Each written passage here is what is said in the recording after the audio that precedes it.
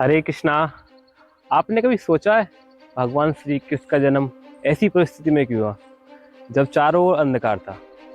एक तरफ अत्याचारी कंस का भय और दूसरी तरफ कारागार में बंद माँ देवकी और वासुदेव। इस अंधेरी रात में भगवान श्री कृष्ण का प्राकट्य हुआ। यदा यदा हि धर्मस्य ग्लानिर्भवति भारत अभ्युत्थानं धर्मस्य तदात्मानं सृजाम्यहम् परित्राणाय साधूनां विनाशाय च दुष्कृतां धर्म संस्थापनार्थाय संभवामि युगे युगे। भगवान श्री कृष्ण ने अर्जुन से कहा था, हे अर्जुन, जब जब इस धरा पर धर्म की हानि होगी और अधर्म में वृद्धि होगी, तब तब मैं दुष्टों का संहार करने और साधु संतों का उद्धार करने के लिए इस धराधाम पर अवतरित होऊंगा। लेकिन भगवान श्री कृष्ण की कथा एक धार्मिक कथा नहीं है। यह हमें सिखाती है कि जीवन में कितना भी अंधकार बढ़ जाए, तब भी धर्म और सत्य की विजय निश्चित है। कंस को आकाशवाणी से पता चला कि देवकी की 8वीं संतान उसके अंत का कारण बनेगी, तो भय के कारण उसने देवकी और वासुदेव को कारागार में डाल दिया। वह एक एक कर सारी संतानों को मारता गया।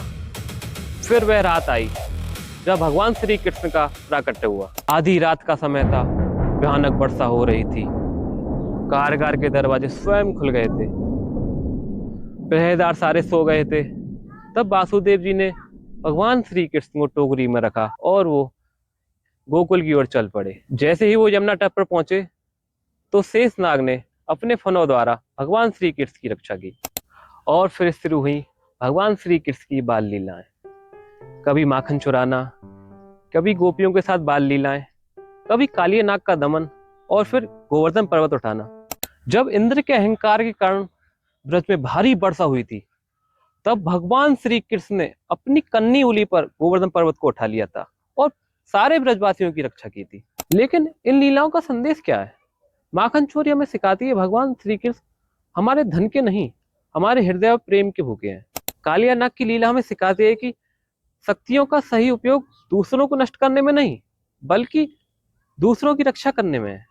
गोवर्धन लीला में सिखाती है कि अहंकार कितना ही बड़ा क्यों ना हो, सत्य और भक्ति के आगे उसे झुकना ही पड़ता है। आज हमारे जीवन में भी एक कंस है। वह कंस बाहर नहीं, हमारे भीतर हो सकता है।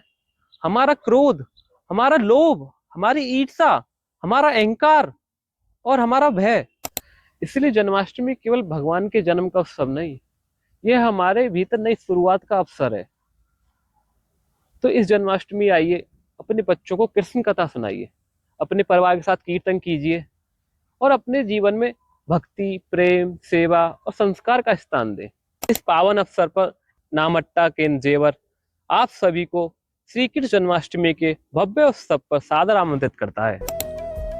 4 सितंबर 2026 दिन शुक्रवार शाम 7 बजे कार्यक्रम में होंगे महाआरती, कीर्तन, कथा, सांस्कृतिक नृत्य एवं नाटिका, महाअभिषेक और महाप्रसाद। नामट्टा केंद्र जेवर, इस्कॉन सरकारी अस्पताल के पीछे माता मंदिर वाली गली, जेवर आप सभी को श्री कृष्ण जन्माष्टमी महामहोत्सव के लिए सादर आमंत्रित करता है। अधिक जानकारी के लिए दिए गए सूत्रों पर संपर्क करें। हरे कृष्णा।